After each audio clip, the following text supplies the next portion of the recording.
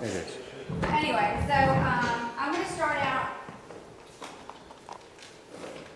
by passing around some books.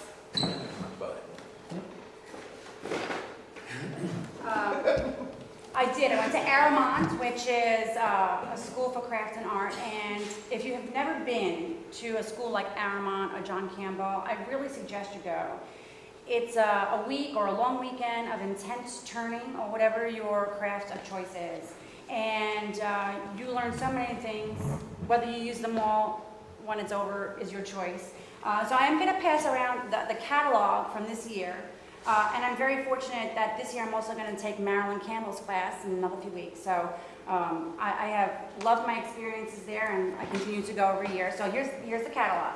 And it's also good to go with a spouse or something, because they have other things. They have jewelry making, and they have paper making, and so you can go as a couple too and really enjoy yourself. And the other book I want to pass around is Bonnie Klein has her own book, and you can see some of the techniques and the things that we worked on. So I'll pass that this way. So my first demonstration I did for you guys, I showed you spinning tops, and I'll pass these around again. But we did pumpkin spinning top, which when we first arrived there on Friday night, we set up our lathes, and then as a test to see our skill level, we all did little pumpkins. And the next morning we started with her trademark spinning top. So I'm gonna pass these to you. So that was my demonstration I did for you guys last time. Some of the other things that we worked on when we were there was, we worked with things I've never worked with before. We worked with Tagua nuts, and I'll show you what it looks like when it's completed. We made little vases. So they're, cleaned out in the sun. What kind of nuts are they? Tagua nuts. I'll pass it this way. How do you spell that? It's on the back.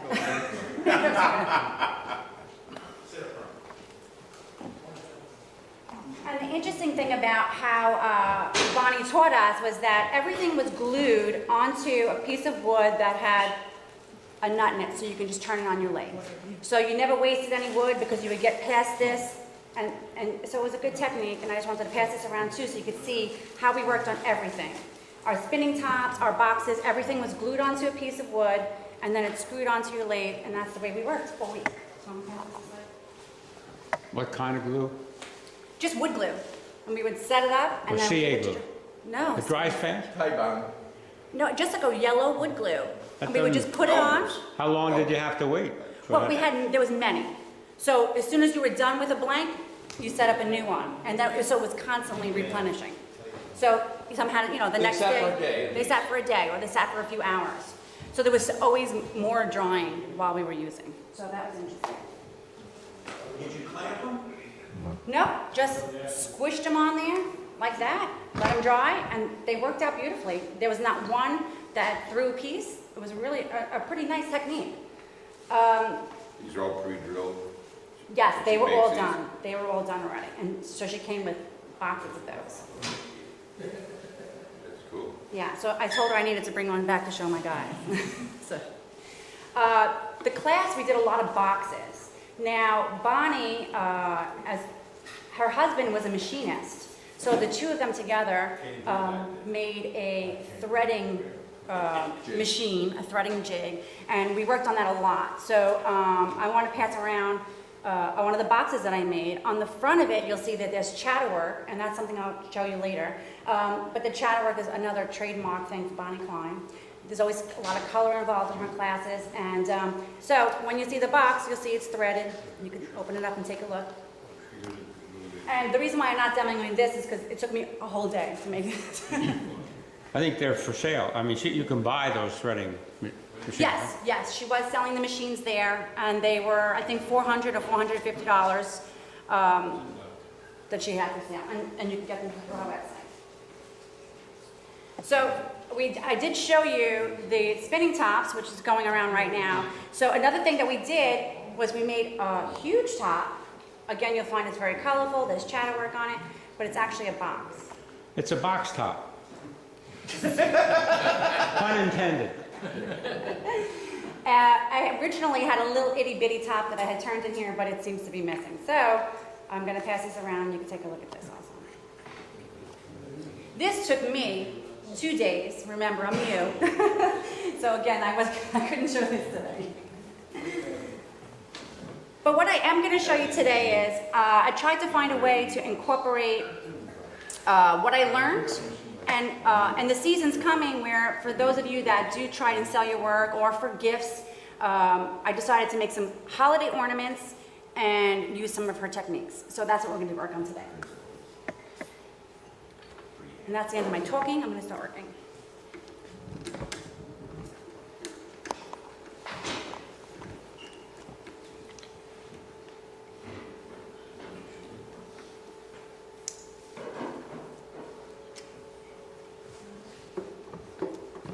So I have a dowel that I had cut to about 4 inches. I just buy these dowels at Home Depot. It's not the best quality wood, but it's great for coloring. You have to probably do a little bit more sanding on these than you would if you had a better quality of wood.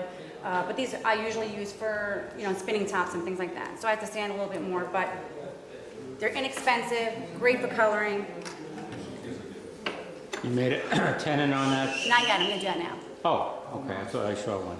It's okay. And No, not yet. What kind of wood is it? It's a wooden dowel I buy at Home Depot. I think they're popular. Probably pop. It's kind of it's kind of like poplar, but it's kind of a little flakier than, well, when you see it come around, you'll see it's a little flaky at points, so. I put it in, and I still have to make a tenon on it because that way it runs better. So I'm going to lower down my speed, make sure it's on forward, just to make sure it's okay. And then I'll speed it up a little bit. I'm just going to... So you do put a tenon on? I will, yeah.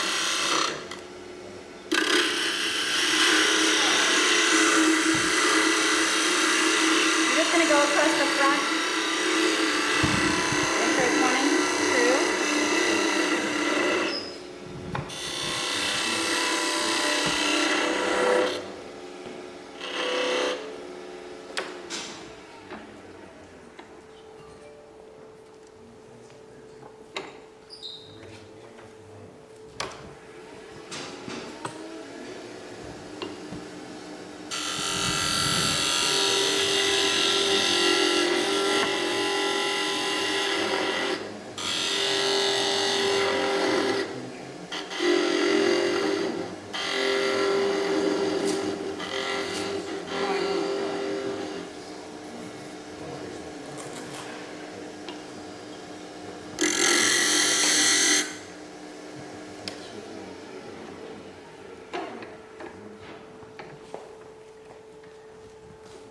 Now I'm going to turn it this way.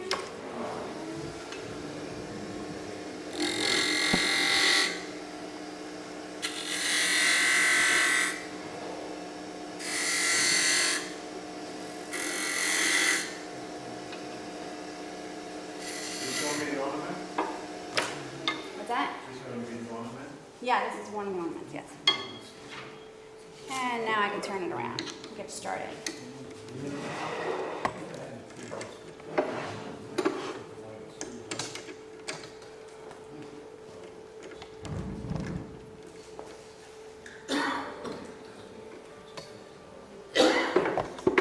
So the first ornament I'm going to make, I did it 2 different ways to show you. Making little Christmas trees. One's colored, one's not. And one has a little foot and one doesn't. And so I have to decide where I want my tree to end. Obviously, that's the first step, always. You have to decide how it's going to look and where it's going to end. So I want to look at my piece of wood and know that I'm going to need some extra back here and the angle I need to work on. And I'm going to say, okay, I want my fattest piece to be right here. So I'm going to take my pencil. I'm going to decide where I want my thing to be. I'm going to turn on my lathe. And I hit it, and now I have a line that tells me I want the bottom or the fattest part of my tree, this part here, to be here.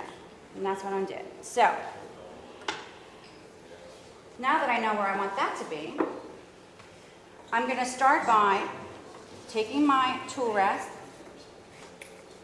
and I'm going to work in the direction that I want my piece to go.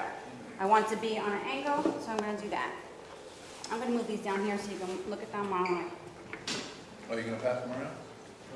Oh, I sure am. I sure am. Here's one for you. And here's one for you.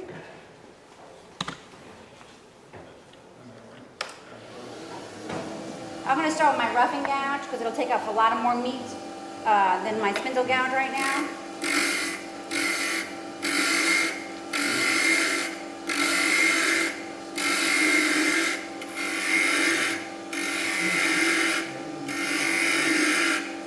And I'm going to continually move my tool rest. The tool rest is going to be my guide for my tree. So I'm going to keep moving back. And make sure it's on the angle that I expect it to follow.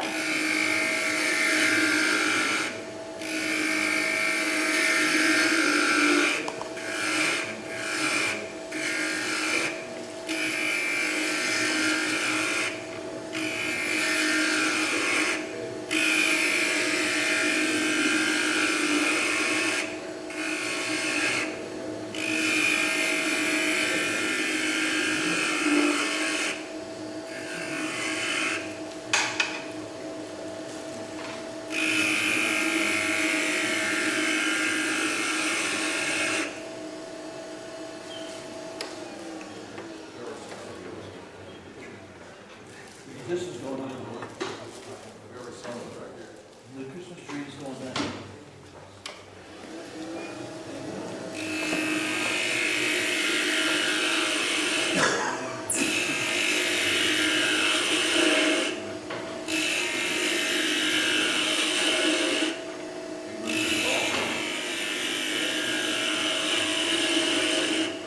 Leave room for your ball.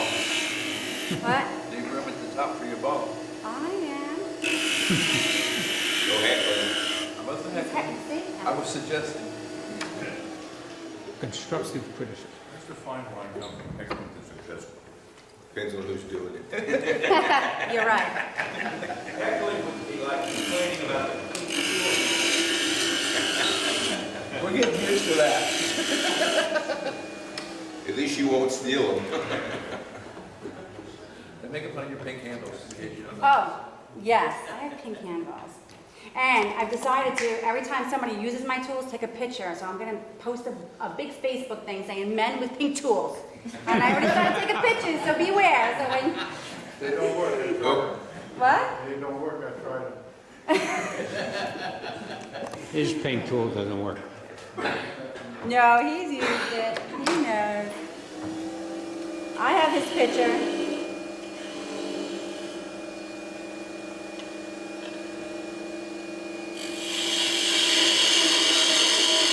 I switched to my spindle gouge because I'm getting closer to the shape that I want to be at. Ooh, this floor's slippery.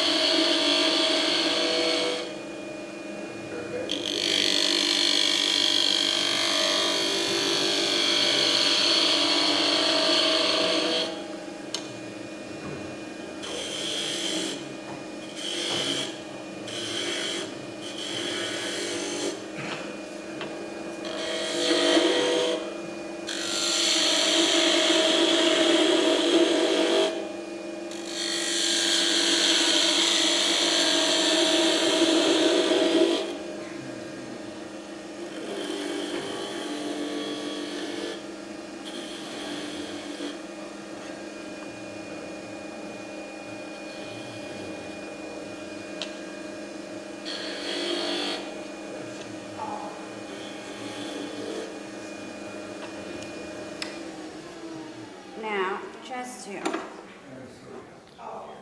again, I'm gonna fix my,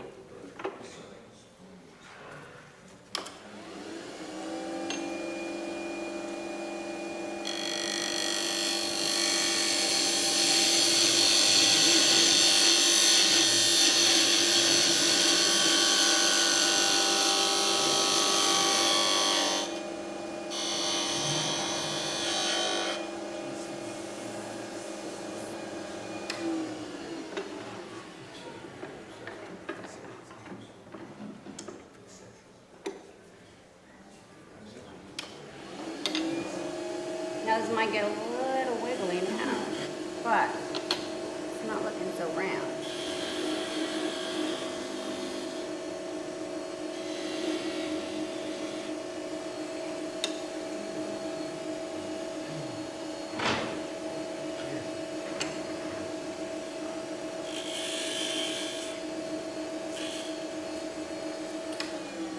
So my next step is,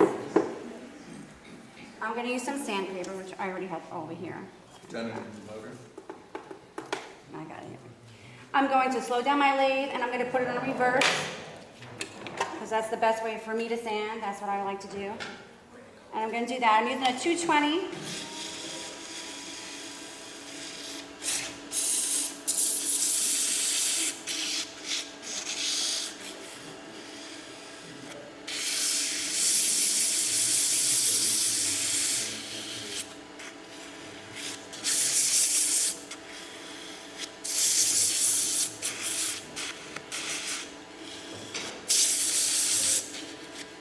And then I'll just use a 400 real quick.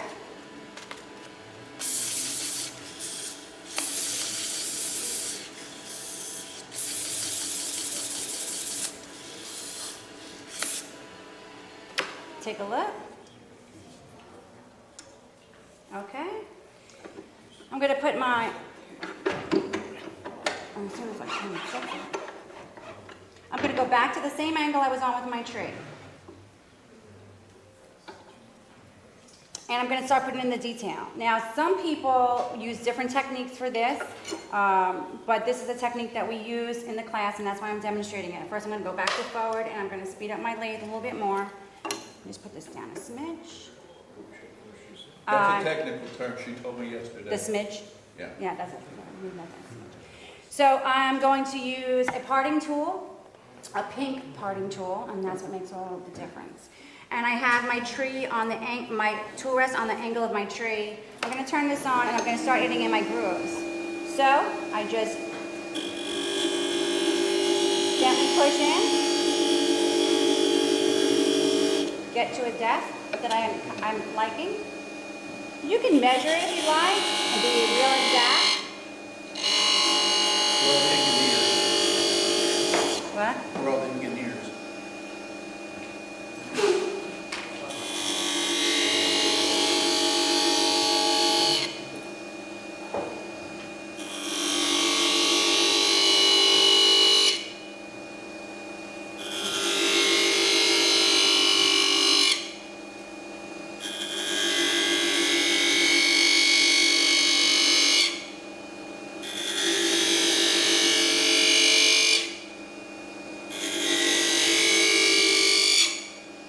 Sorry about that.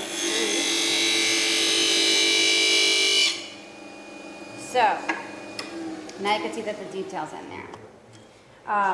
And so I'm going to hit it with some sandpaper just to get those little fuzzes out that come out in between.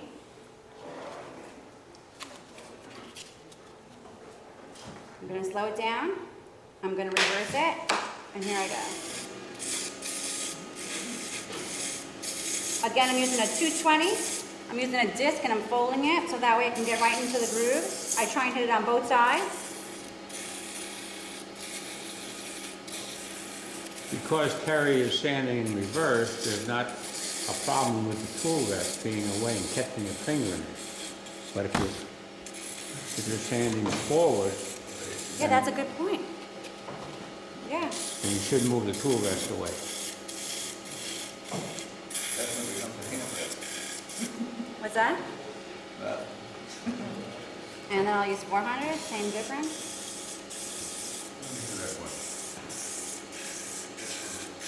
At least with those non-figures, you get another shot. I just take a look and make sure it's clean in there. And I'm going to clean up my tool rest really good. Let's give it a little blow. And then I'm going to add my color. Now, I already made one with green that's around. So this one I'll just use red, just so you see. These are paint markers that I showed last time on my last demo. One side has a fine tip and the other side's more like a marker. Again, this is one of Bonnie's favorite things, and she recommends we purchase them, and I have been loving them since. So since I made one that has green, now I'm going to add some red. Again, I'm going to slow this down, but this time I'm going to go on forward. I'm going to hold on to, and I'm going to get right in each crease. And if you're over 40, like me, you definitely have to make sure you have your magnifying glasses on, because otherwise you can never do this. Where can you pick up those pens?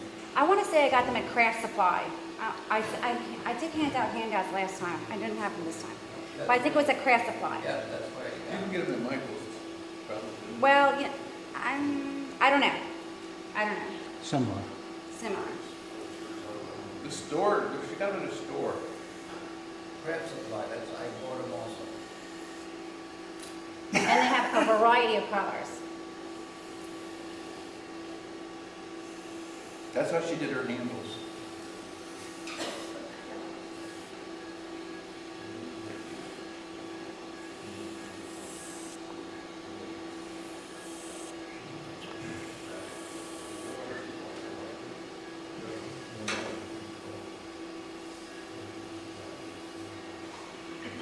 The most important color that I always recommend that you have is black. And the reason why I say that is because you always need to add that extra bit of detail which makes things pop. And in this situation, I always add a little black. It just makes the red or whatever color you're working with pop. Just a smidge. I just barely touch it, front and back, just so the red sticks out more. Just highlights the paint.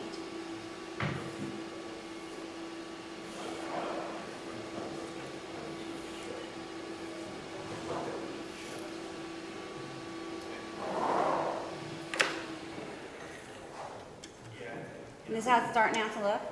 It's a little bozo-ish with the red, I have to say. It's what? A little bozo-ish. Okay, now we're gonna finish it off. I do all that first, so that way, obviously, it won't. Once I take away this meat over here, I don't want it to start vibrating and it'll be hard for me to do that. It's on forward. I'm gonna put my speed up to like 7. I'm just gonna use again my parting tool, and I'm going to put a space over here that I could start.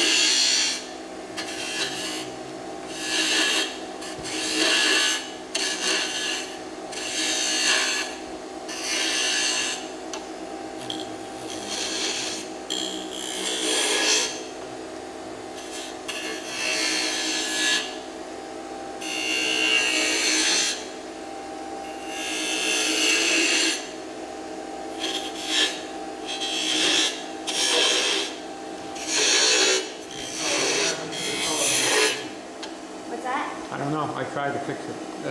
That's black and white that line.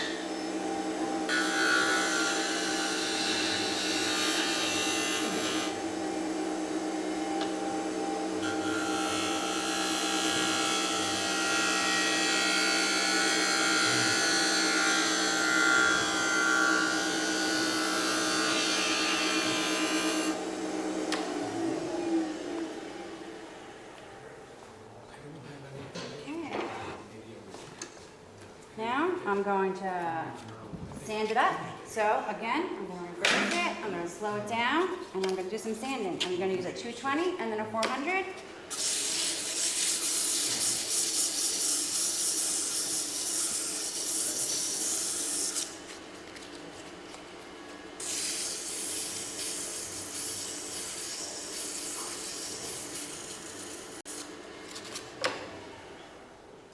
Make sure I like it. I just want to roll that piece there. This is the time to make any adjustments you'd like to. Forward, higher, that's 7.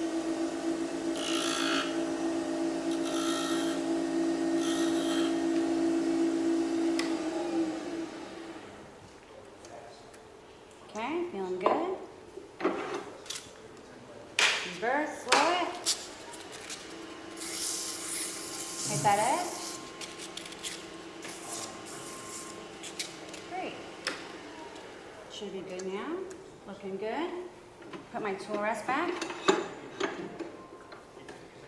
Forward. I'm going to keep it at like a 4 now. This time I'm going to add some more color. Just to the bottom.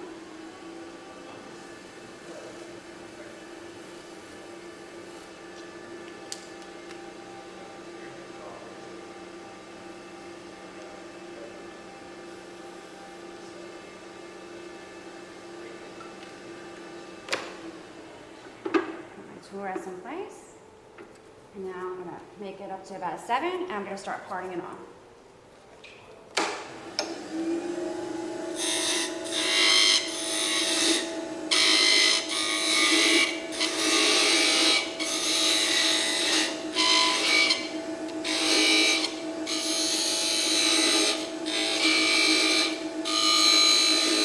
You move back and forth. Don't try and hit the same spot continuously.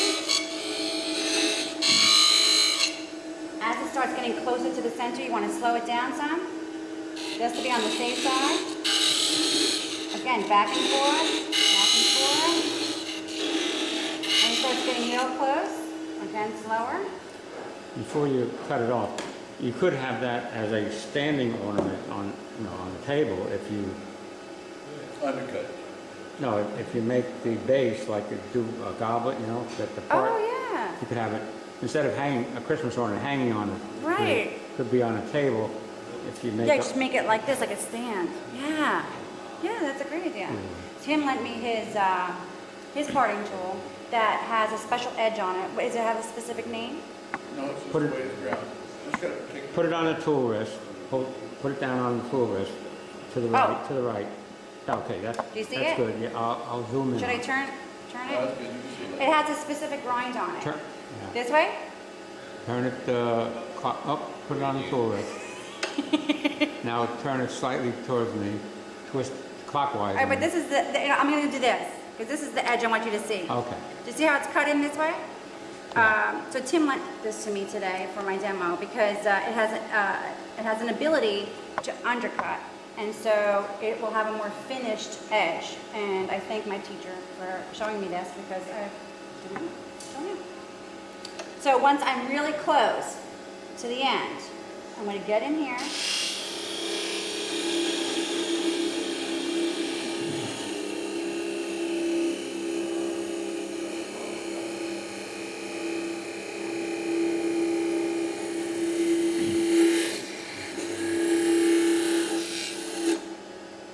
And then it has a more finished bottom. I'm going to shut this off. Put it down there so you can focus on it. Do I? Right there. And then I'm just going to hit it with some real coarse sandpaper just to make it get that little nubby Hold it up. still so he can get a picture of it. Oh, wait, I'm not done. He wants to see the bottom. Oh, I apologize. See the bottom? See how it's cut by in a little sharpening bit? that parting tool that way, you avoid excessive tear out because it's end grain. And when you go in with a parting tool into end grain, you get near the end and it twists off, it twists in. The grains twist into the bottom of the piece. So then I use a real coarse sandpaper, lay it flat, go back and forth gently, and then I could just do, again, a 220 and a 400. I'm gonna pass this around, but before I do that, I wanna show you at Home Depot, I got these mini little Screw eyes. screw eyes, yes. I'm not gonna stand here and do this for you because it would be kind of boring. But, can you see it, Carl? Yeah. So you would just literally by hand screw this in, and then you can hang. You know, if you'd have taken a pin when it was still spinning and put it on the tool rest and run it straight in the center, it would be pre-drilled. So you screw Put a it. what in? Like a little safety pin or something, poke a little hole in the end. Before you cut it off. Before you cut it off. then I it's like dead center. that. Very cute. So I'm gonna pass this one around.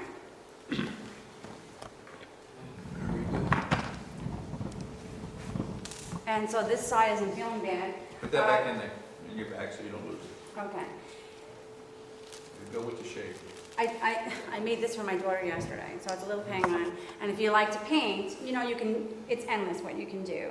So I just turned it out of obviously the same kind of wood and then painted it a little penguin for her. So I'm gonna pass it out this way. So do I have time to make another one? Yeah. Okay, I'm gonna make another one for you.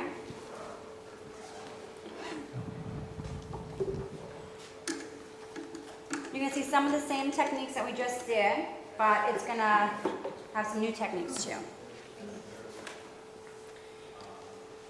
It's another kind of Christmas ornament.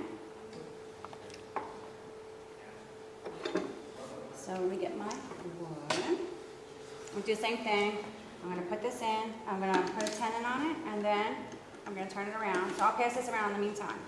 But what I wanted you to take notice of this time is on the top I did some shadow work. So it has the same kind of technique on the bottom, and then there's some shadow work on the top. Could also make Christmas ornament tops.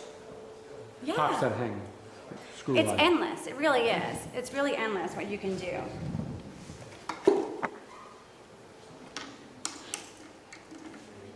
And I love to paint things, so Like pink handles. and- pink candles, anything I could paint. Okay, so I'm gonna turn it. Why do you put a tenon on the bottom? Can you not do it without a tenon? You know, because it bottoms out and it becomes wobbly. So if I have a tenon on it, I know it'll definitely run true. If you put any stress while you're turning, since there's no tenon on the end in the chuck right now, it would move. And it will pop off-center. out too, it's popped out. So I Better just safe do, than sorry. That's- better safe than sorry, it takes 2 minutes of my time and it's good practice, right? So, And she's not a production burner. definitely not. My 4 hours a week. Okay, so I'm putting it back up to a 7. It's definitely on forward. I'm gonna put this guy away for now. And I'm gonna take out my spindle gouge. I'm gonna run straight across to make it true, and then I'm gonna put a tenon on. See, like right now it's real wobbly. So I'm just gonna try and get this smidge first. Just tap it. Just tap it like this? I don't think so. Yeah, you almost got it. You think so? Go ahead, try it. No. Show her your trick, Gerhard, to center it.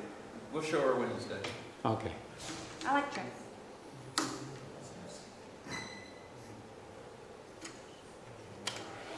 A little better. No, not really.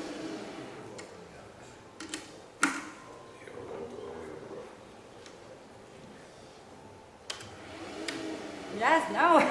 Well, I'm getting it worse.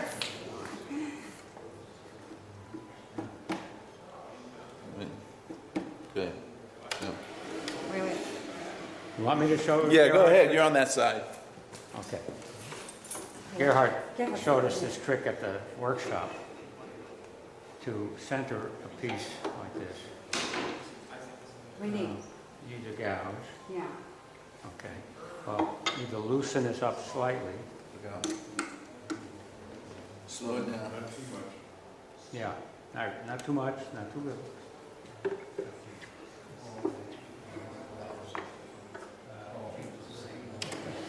Slow it down. And use the gouge upside down, the flute down on the tool rest, and just gently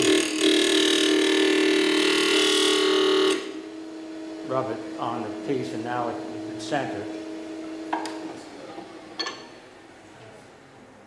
Better than it was. Right. It probably was a little bit too tight. And then you tighten this up. Now it wobbles less. Great. Awesome. Yeah, this is very slippery over here. Just so. Thanks. That was good, right?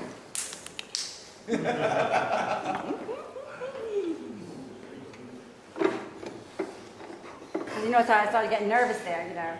For all you turners. Stop skipping Gerhardt's demonstrations.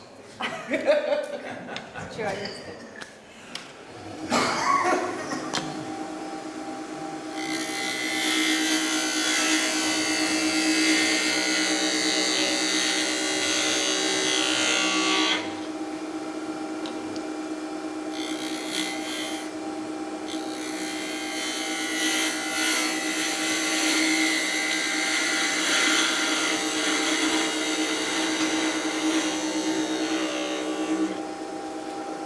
Nice and smooth.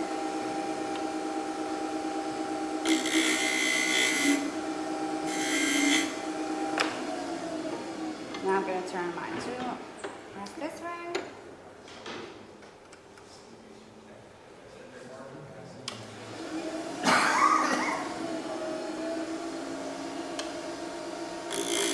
Cut in. Cut back. Oh, sorry. Skate?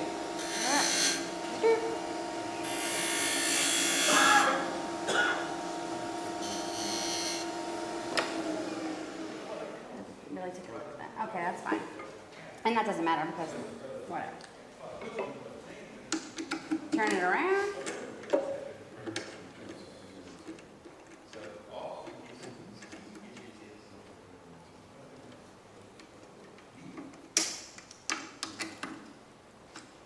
Okay, again, I'm going to decide where I want to part my, did I pass that one around?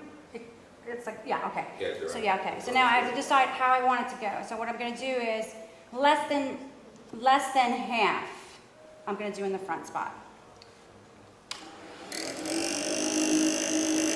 Because I need space to get off over there.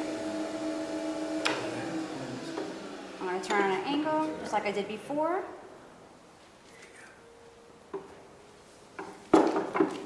Start with my roughing gouge.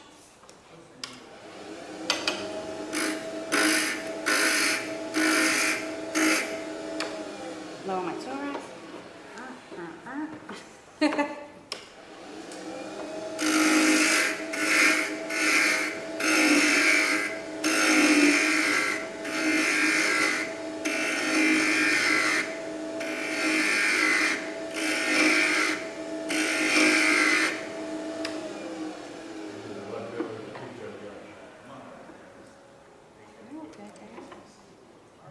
Let's do a little bit of everything. Yes, yes it is.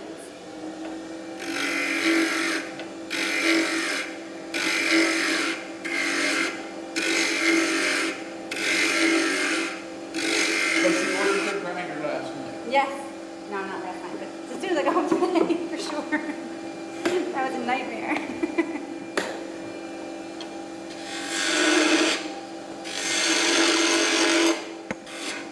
Sorry, but I got to get going.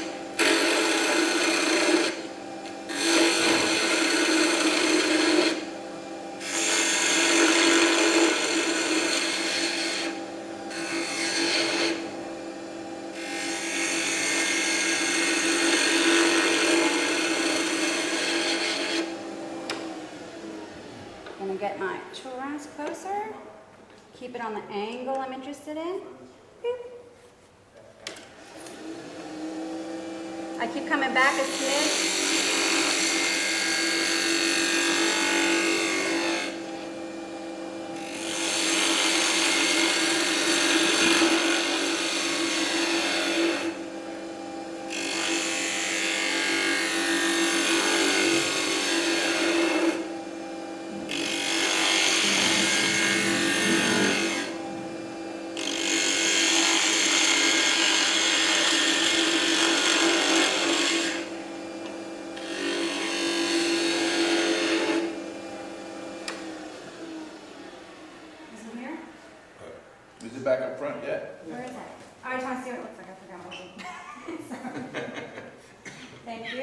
okay?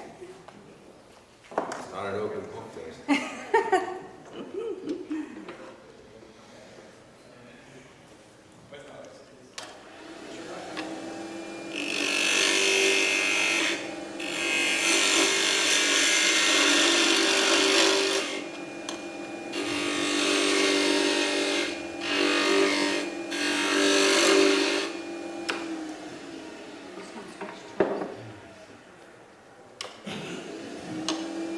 No one's a little sharper.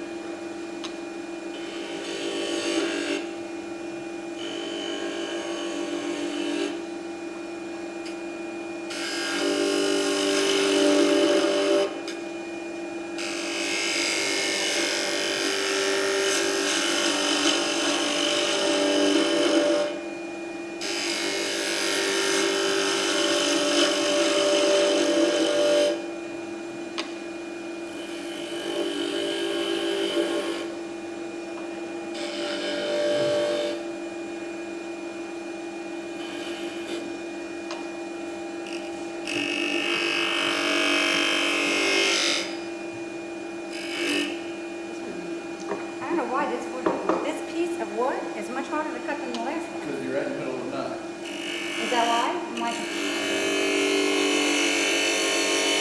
it's not liking it.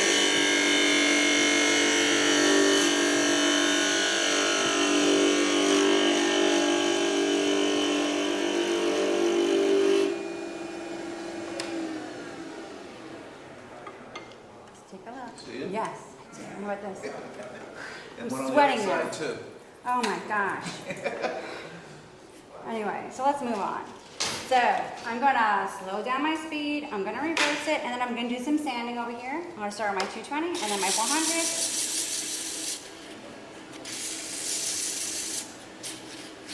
Might take me an hour to do the other half because it doesn't want to cut, but I'm gonna go through it anyway.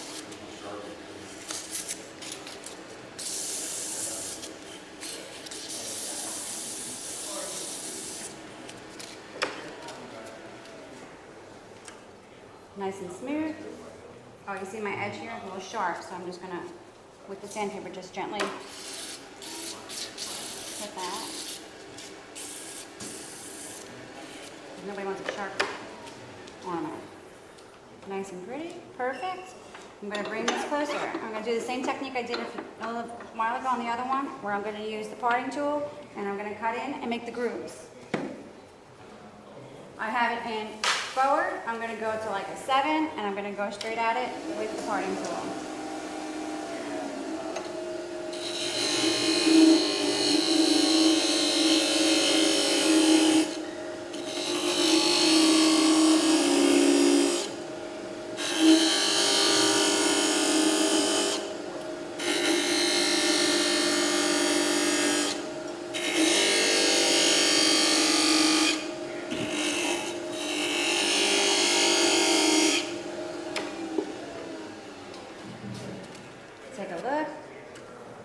Looking good, okay.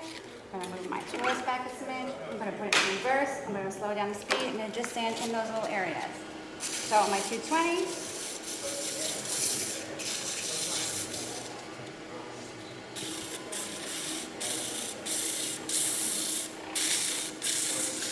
Going along with what Tim said, you could use the live center also. Put the tailstock back on and Punch just a hole. punch a little hole with the live Point. center in the center of the Right. top. Right now, Yeah, to put the yeah. thing in? Yeah, if you slid the Yeah. tailstock on there, you can use the point to Just, pre-start Just- your, That's a good idea too. and then you slow the lathe down, you just go, psst, and it goes right in. Right. You guys are right. Okay, I'm gonna stop it. I'm gonna put it forward, and I'm gonna keep it on 4, and I'm gonna start coloring. I'm gonna use 2 red and green because What's the Christmas Christmas? on there. Because it's Christmas on there. So.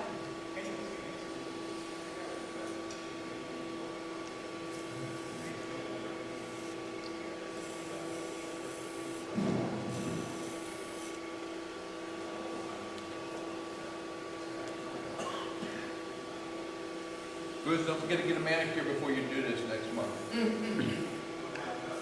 Oh, do my nails look ugly? No, they look good. That's why I told Bruce he had to get a manicure. I didn't even think to polish them. That's Oh my so- God, you didn't think about it? Me. I got my lipstick on though. If you get a manicure, Bruce, you're gonna need more than pink handles.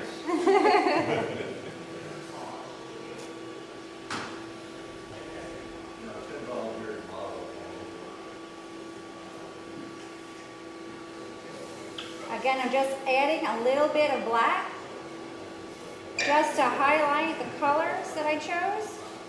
And in this case, we did red and green for Christmas ornaments. Really, it looks like all different shades of black. It looks like all different shades of black. on this screen, it's Oh, black that's and my white, color. black and white. Got it. We had the same problem 6 months ago. I took the TVs home, plugged them in, and They hooked worked. everything up. Was fine. Brought it back, was fine. Didn't know why it went black and white and then come back as color. I don't know. Plug it, unplug it, and plug it back in. I did shut it off.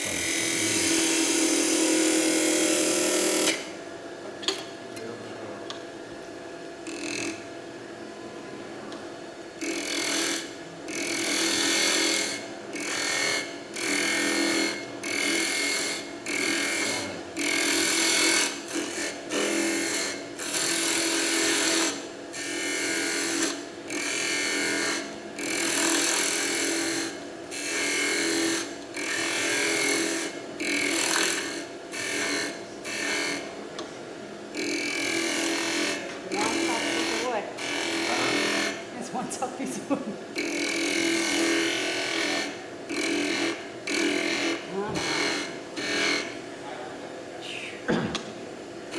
Maybe the tool needs sharpening. What's that? Maybe the tool needs to be sharpened. Well, I have this one. But I don't think that. Go ahead and sharpen it for us, I set up, and I didn't bring a platform. All right. This one just sharpened, right? I'm using all the pressure I have. I can't do this piece of wood.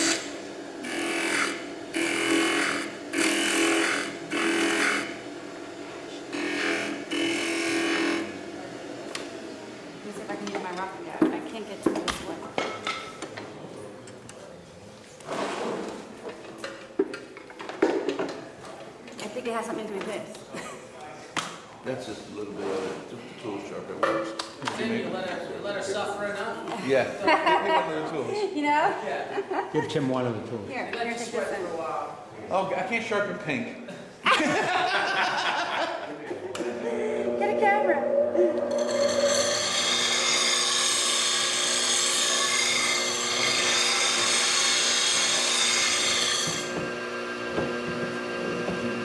Thank you. I'm gonna go for it again. Here we go.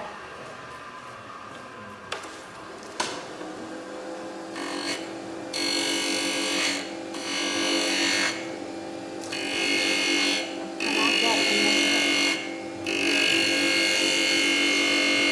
Open it up a little bit. What? Turn it a little bit.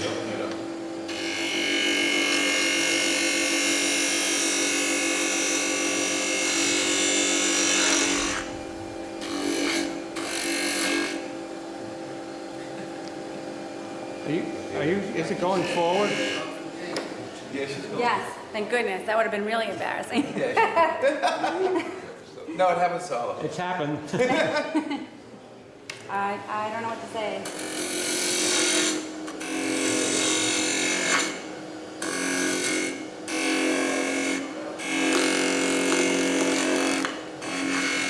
I cannot penetrate this piece of wood.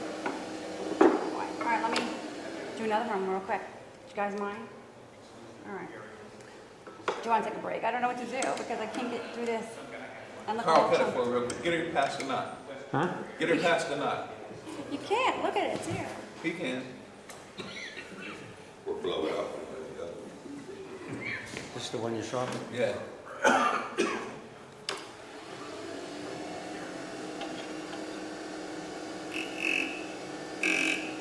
You going forward? It is going forward, yes. It's on the very tip, it's not You're sharp. right, Tim, you can't sharpen paper. I told you, I can't touch her. No, I just that knot down. Oh, it's too nice to see.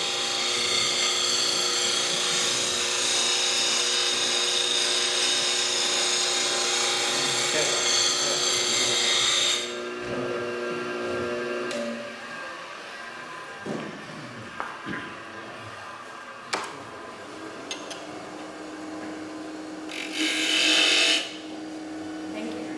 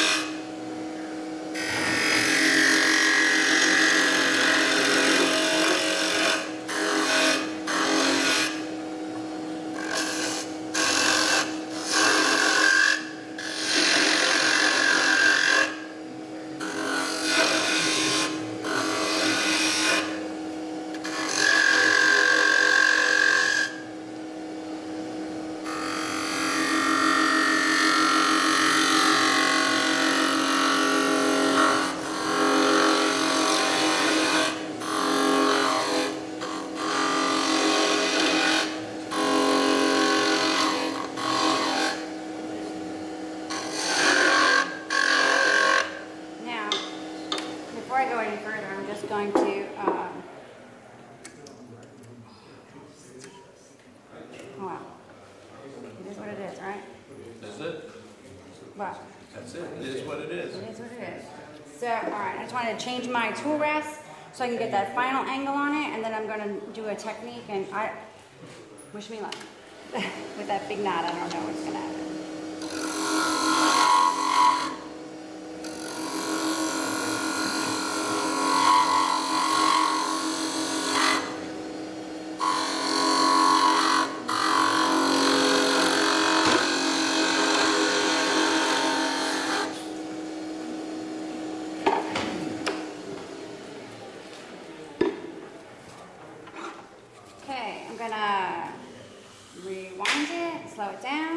take my 2 different grits.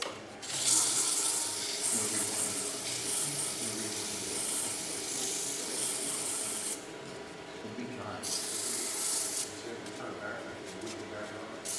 She's gonna rewind.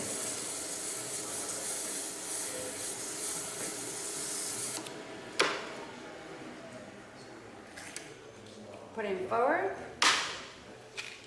Bring my tool rest over. Now here's the interesting thing. When we did it this way, and I showed you twice now, it made these nice clean grooves. I tried my best to use the club's chatter tool, but for some reason I could not get it to work. But I wanted to really show you what chatter work looks like. So what I decided to do was, when you take all this meat away over here, it's going to vibrate now. And the whole idea of the chatter tool is the tool actually vibrates, and that's what creates the design. So for the purposes of today, what I'm going to do is use the same technique that I did over here, but when I use it over here, there's going to actually be vibration, so it'll create chatter work. So that way you can see what it looks like when it's done. And hopefully that knot won't screw up what I'm trying to tell you. It's gonna make it chatter. Oh, yeah. Okay, I'm going to put it up to like 6. At a different parting tool? It's the same parting tool. No, I mean, yeah? Yeah. It's the one she used for the grooves. It's not the Oh, one it's you... not the one that we used to cut off. Right. No. So this is... This is just a regular parting tool. straight across on the Just front. straight, it's the same technique I did this way to make those nice grooves. This time, because I took off so much meat, and there's gonna be vibration, and you'll see some chatter work, so.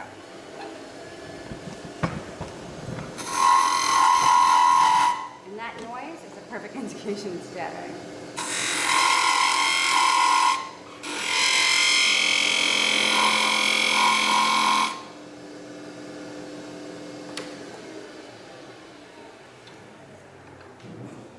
I just want to get one more in there. Not as pretty as the one I passed around, but you'll get the idea. So now, within the grooves itself, there's chatter work. There's a little bit of detail. It's, again, the knot made it a little bit more difficult to see, but I'm going to clean it up with my sandpaper, reverse it, slow it.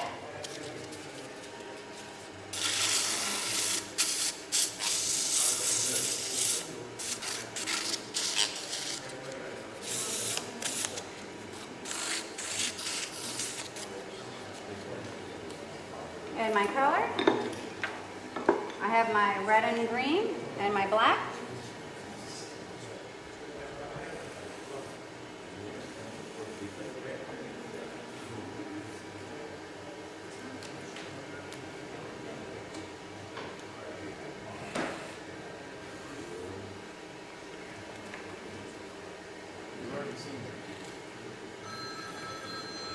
$5.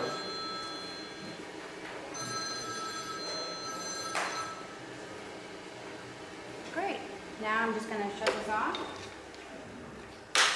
I'm going to speed it up a little bit. I'm just going to, if I can, just take this out. I'm going to use my spindle gouge. I'm going to go up to like a 6, let's say. It's on forward.